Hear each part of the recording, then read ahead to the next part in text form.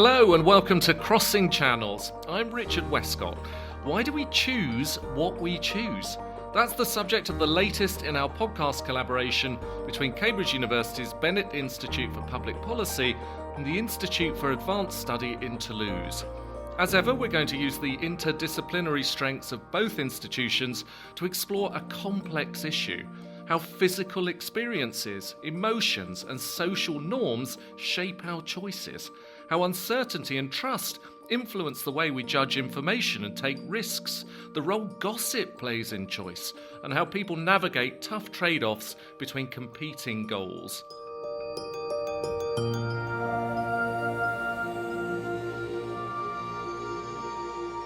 To explore these issues today, we have chosen three fantastic guests. Simone Schnall from Cambridge University. Simone, start us off.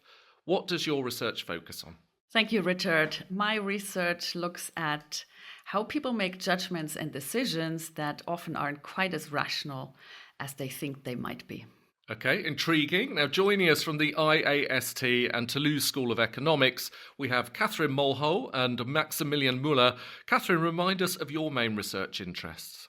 Thank you, Richard. My research interests focus on why we choose sometimes to cooperate and be generous, especially, for example, with strangers. So in cases where we wouldn't expect such cooperation. And I also study how we respond when others don't cooperate, when they violate social norms. And Max, what's the central focus of your research? Thanks, Richard. It's a pleasure to be here. I'm especially interested in social influences on our behavior, especially when it comes to decision making within families and big life decisions such as educational choices or how many children to have. And then also I'm interested in memory, around how do we remember our past desires or past goals. Welcome to the three of you. I have to say, having read up with my research before this podcast, I've been second guessing every choice I've made, like in life and today. So it's going to be really interesting when people listen to this. There's things in here that will get you thinking about the choices you make. So every day we make thousands of decisions: what to buy, who to trust, where to invest our time and resources, what podcast to listen to. Yet most of these choices are shaped by forces we barely notice: emotions, social pressures, biases, and hidden incentives. For a long time, decision-making was modelled as a rational process, individuals weighing costs and benefits to reach the best outcome. But research across psychology, behavioural economics, and finance shows that our choices are often driven less by careful reasoning than by intuition, emotion, and the people around us. Today, we explore what really drives human decision-making and what understanding these forces means for how we live, govern, and build for the future. Simone, you lead the Cambridge Body, Mind and Behaviour Laboratory, where you ask why people often behave in surprising ways and explore how physical experiences influence judgment. So based on your research, how much do you think our everyday decisions are influenced by bodily sensations and subtle environmental cues, even when we believe we're acting rationally? So we often think we act rationally when in reality we might be influenced by all kinds of cues, especially bodily cues, how I feel at a given moment. For example, we did a study where we looked at the decisions of a large bank's credit officers, whether the bank will give them money. And we looked at these decisions, which could either be favorable or unfavorable, as a function of when those decisions were made over the course of the day. And what we found was that in the morning, presumably when they were still rested and refreshed, the credit officers were more generous in agreeing to give someone a loan. And that dropped roughly by 11 o'clock, went down a bit more over lunchtime, and then went up again after lunchtime. Whether a credit officer agreed to approve a loan that someone had applied for depended to some extent on whether that credit officer was feeling refreshed, full of energy, or more fatigued, tired, exhausted perhaps, or even just hungry because lunchtime was coming up. Now, I should say that was a somewhat small effect, so not the same order as things like factual object. So this was a small effect of a much smaller magnitude than factors such as a person's credit score.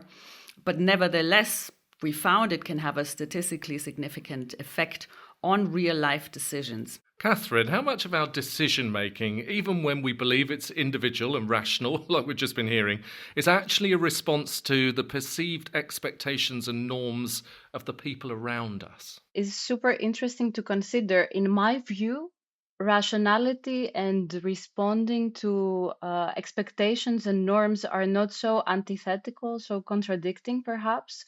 I think, as Simone was saying, we do take into account the costs and benefits, rational considerations when we make decisions. Also tend to interact and spend a lot of our lives in groups. And so it's really, really crucial to think about when we make our decisions, how others are going to judge them, what others typically do, and how our reputation might be shaped in the face of an audience. Our own and other studies do indeed show that people's decisions might be different when, for example, their decisions to cooperate with others or to give money to charity, depending on whether someone is watching or not. That's really interesting. I was going to ask, is an anonymous decision sometimes then a different decision to one where people are watching? Yes, definitely. And our own and others' controlled experimental studies show that the level of anonymity matters. So, for example, if you make a donation decision where you sign with your name and people can even see, for example, your photograph on your social media profile, information about you, this might motivate you to give much more generously than if you make this decision anonymously. Interesting for voting as well in general elections and that sort of thing, isn't it? Max, your research explores how social influences shape big life decisions. You've talked about that, like career and family choices and the number of children and so on.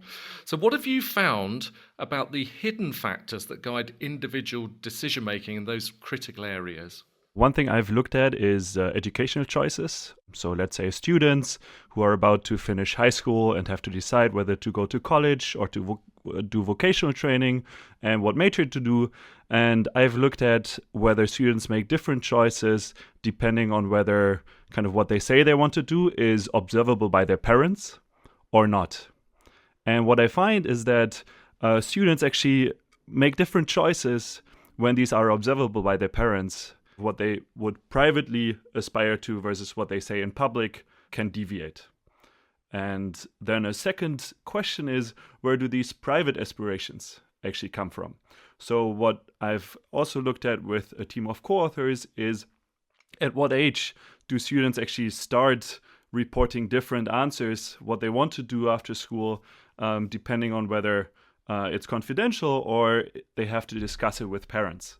And this happens pretty early on. The youngest students we looked at were 11, and already there you see that it makes a difference whether they have to discuss it with their parents or not, whether, let's say, girls or boys say they want to do something STEM related after school. Max, you've also explored selective memory and how that shapes big life decisions. I looked at one of your papers and the opening line was, selective memory can lead people to mistake life outcomes as to what they always wanted, which is really interesting. You know, years later, they think what they've achieved is actually what they wanted when it actually wasn't. Could you explain a little bit, first of all, about what you mean by selective memory and then how it works in practice? So selective memory basically means that we don't necessarily remember everything as it was, but we might remember some things but not others. And in this process of remembering, there might be some selection happening that can be unconscious or conscious, and it can be motivated or not motivated.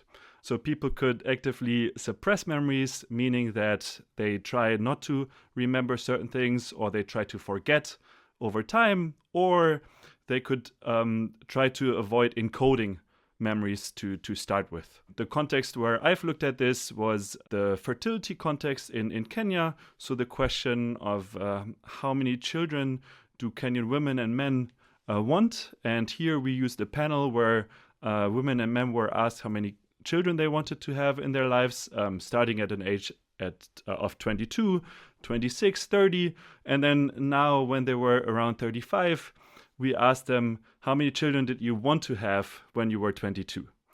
And what you can see that how many children they currently have or how many children they currently want significantly drives what they remember. So especially those who have more kids than they once wanted, now they're much more likely to say they always wanted as many kids as they have today. That's really interesting. Simone, your research shows that emotional states like fear and disgust can significantly influence moral judgments and social perceptions. So when people face uncertainty, how do emotional reactions shape their willingness to take risks or trust others? So it's usually assumed that when it comes to morality, we look at the evidence. Of course, we also look at the evidence, but there might be additional what we call intuitions or feelings, emotions that might also play a role. So to give you an example, thinking back to the pandemic, the COVID-19 pandemic, what we did was to, first of all, ask people how concerned they are about getting sick with the virus. This was, again, in the early days. This was in the US, where it hadn't spread that much yet. And that was one thing we assessed, to look at people's uncertainty, fear of getting ill, and so on. Then we asked them to complete a list of moral judgment items. And we wanted to see whether their level of moral condemnation changed as a function of how worried they were at that time about catching the coronavirus. So in other words, being concerned about getting ill, about living in a threatening context, and of course the pandemic was an emergency situation for the entire world. So whether that state, that psychological state, would also relate to how people judge right and wrong, how they tell right from wrong. What we found was that those people who were very concerned about catching the virus, they were also more judgmental when it came to assessing whether someone had done something wrong, whether someone felt threatened at a given moment about their own physical health. Now, importantly, that's something completely unrelated to the moral situation they were judging. That nevertheless had an influence how they responded to that question. And that was key in our research, to look at something that had a moral connotation or moral valence, but had absolutely nothing to do with that pandemic context at the time. But the point is that feeling threatened, feeling afraid for your health, perhaps also your family and the world around you being an uncertain place and not quite knowing what's going on, those emotional states can then influence how you look at things that are completely unrelated. Catherine, in your work on cooperation and social norms, so emotions like anger play a key role in motivating third-party punishment, for example. So in uncertain environments, do emotional reactions help sustain cooperation, or can they sometimes go the other way, deepen conflict and distrust? There's a lot to unpack there. So I'll start perhaps with the research that we have done both in experiments and in daily life to see how emotions relate with different kinds of responses to norm violations. So, for example, we've asked participants in the Netherlands, just community members, to report on norm violations that they experience in their day-to-day lives. These can be interpersonal violations. They can also be things like sexist or racist comments that they hear in public spaces. These are the kinds of things people report. And then we measure how they feel in response to these violations and what they are inclined to do. And what we find across many of our studies is that when they experience anger, they are more willing to confront others verbally, so say something about the violation. But when they experience feelings of disgust, which can be an emotion experienced in the moral domain as well, they are more likely to avoid interaction, or gossip exclude violators. So we see that emotions like anger and disgust relate with very different responses. Now, whether these emotions can help sustain cooperation or whether they breed conflict, I think this depends. On the side of individuals, I think these emotions just motivate responses that can be individually beneficial. So to gear anger in a pro-social direction to sustain cooperation, we need, I think, other additional interventions. We need some kind of institution on top. I don't believe anger in itself can sustain cooperation. Now, you mentioned gossip in your answer just then as well. And one of your papers is about the role of gossip and reputation in everyday life. And it really caught my eye. So could you explain how people use gossip? Yeah, so traditionally, gossip has been seen as a nasty tactic that people use to compete with others or to manipulate others' reputation. But more recently, research has seen gossip also as a way to promote cooperation. So by sharing information about who is a good partner, who is a nice person to interact with, or who is not so nice, we can decide who to work with and who to avoid. So indeed, we've also done work in daily life, asking people about how they use gossip, and especially when they receive gossip, how this affects their behavior.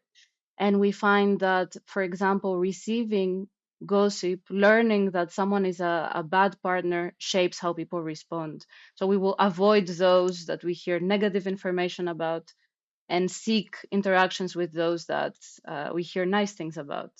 Simone, when people face trade-offs between competing moral values like fairness versus loyalty, for example, how do you think these intuitive reactions shape the strategies they use to resolve difficult choices?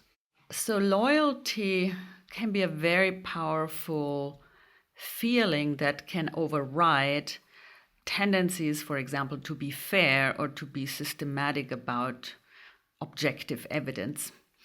Now, loyalty is something where one feels attached to a certain group that shares similar values.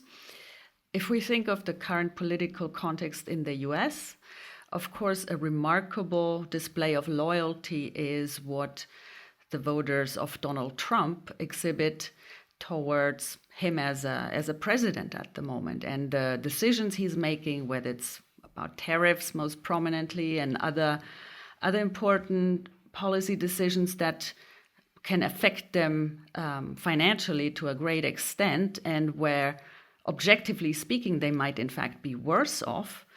But nevertheless, many people are still highly loyal to the cause, loyal to Donald Trump, loyal to the whole MAGA movement. How can we explain that? We did some work during Donald Trump's first term, where he had implemented a tax reform. We looked at whether people who were in fact worse off after the tax reform, whether they reduced their support for Donald Trump. So we asked people who had voted for him in the election what they expected to be their tax burden in a given year. So they made a prediction, and then a few months later, we asked them what in fact they did end up having to either pay in terms of taxes or what their refund was. This was to test whether being disappointed in one's personal outcome, financial outcomes, by the political leader that you're endorsing and that you're loyal to, whether that led people to change their minds. In a nutshell, that did not happen. People were still supportive of Trump, and rather than reducing their support, they in fact said, well, actually, taxes aren't that important anyway. They're not as important to me as things such as build a wall, which at the time was the battle cry of the first presidential campaign. So we see now a similar situation where people very likely are consistently loyal in a political context, even though they might not benefit themselves, especially financially. It's going to be really interesting to see what happens in this Donald Trump term, isn't it? Because he's pushing things much further economically, and everyone's looking to see where that loyalty lies. Does it stay there? Does it go? It's going to be very, very interesting.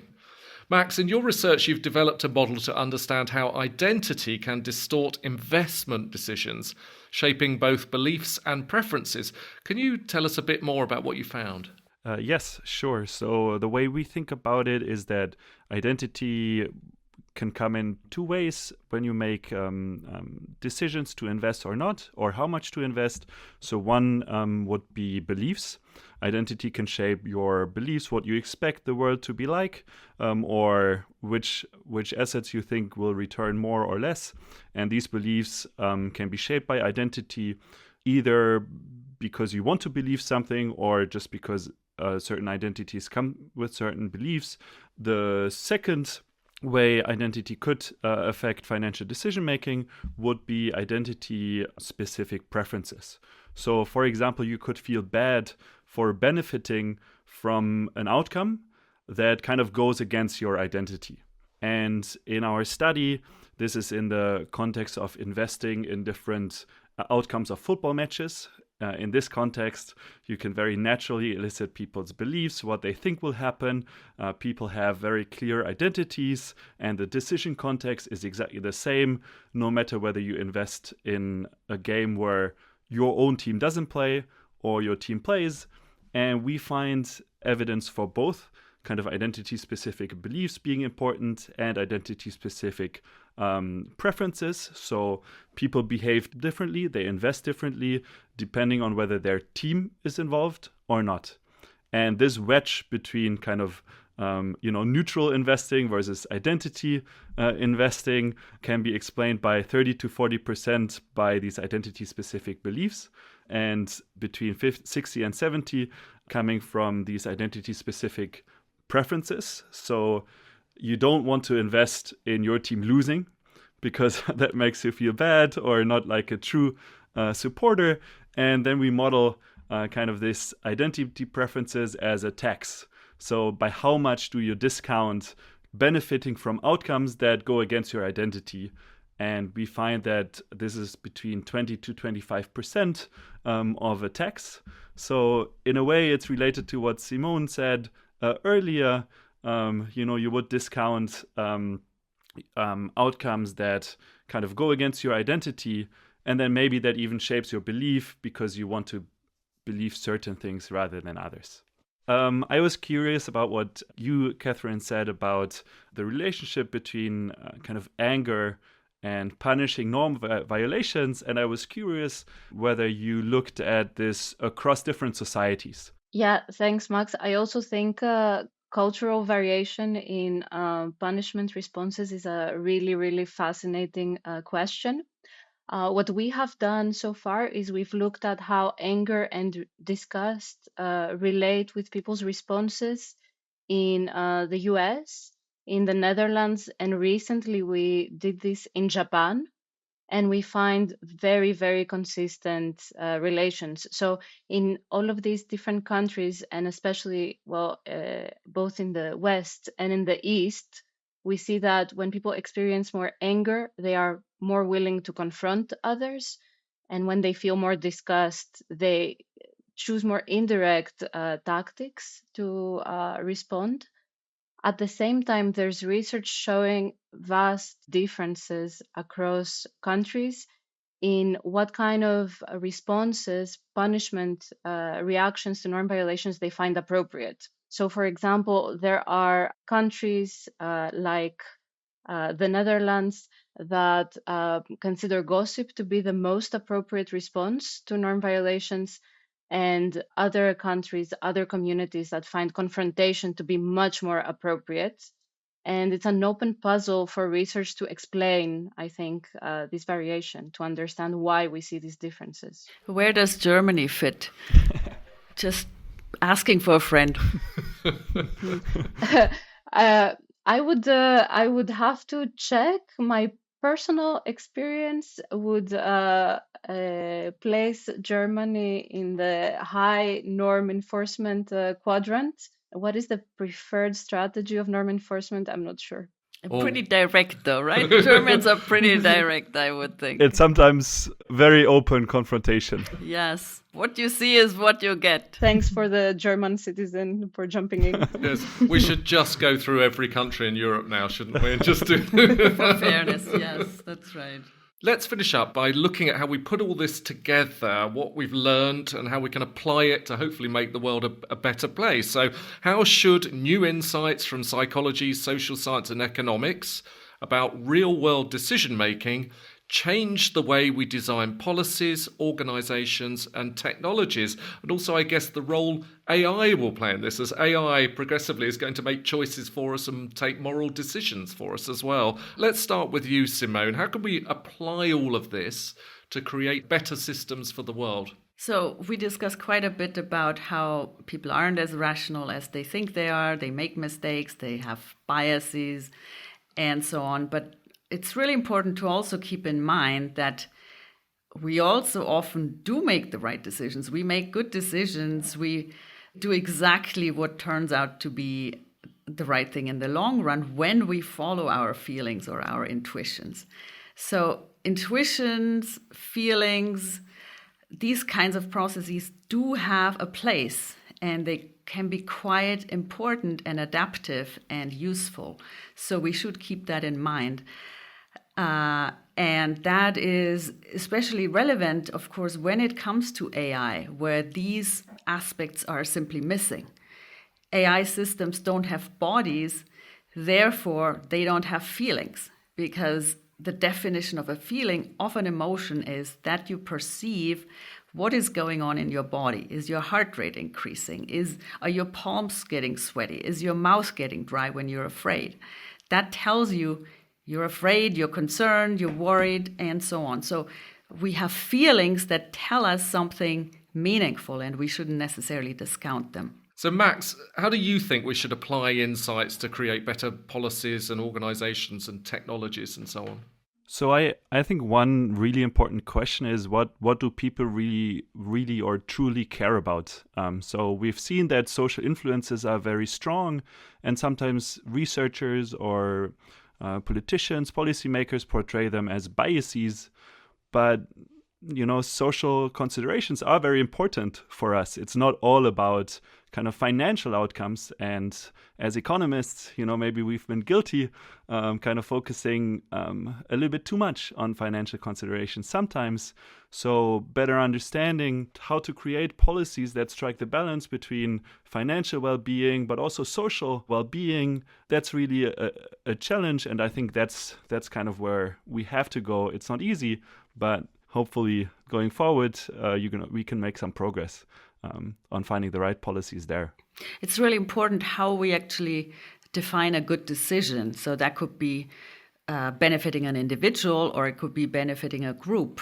By the same token, it could be in the short run or in the long run. So what is a good decision really depends on all kinds of factors. Exactly. And another question is often, what can we measure, right? And measuring something in the long run is very hard. Measuring something that doesn't have a simple currency to measure can be quite hard. And then we often pay attention to what we can measure. So I think that's another challenge that we kind of have to overcome. Catherine, I'll leave the last word to you. Yes, perhaps bringing this together and going back to our earlier discussion, I think many of the emotions and behavioral tactics that we've talked about, like punishment, can be used in all sorts of ways. One of the most exciting developments, in my view, in recent research, is to try to understand how we design institutions and how we develop norms that shift these emotions and behaviors in different directions. So when it comes to punishment, we can use this for pro-social purposes, for the good of the group, like Simone was saying. We can also use this for selfish and competitive reasons. And I think it's crucial to better understand the role of norms and institutions to gear things in a pro-social way. Well, that's all we have time for on this episode. Thanks to Simone Schnall from the University of Cambridge. Catherine Molho and Maximilian Müller from the Institute for Advanced Study in Toulouse and the Toulouse School of Economics. Let us know what you think of this latest episode of Season 4 of Crossing Channels. If you enjoyed it, then do leave us a review. It helps us shape future episodes and helps people find us, so we do appreciate it. And do please listen to other Crossing Channels episodes, including our last one, where we discussed how we can make food that is good for health, societies and the economy.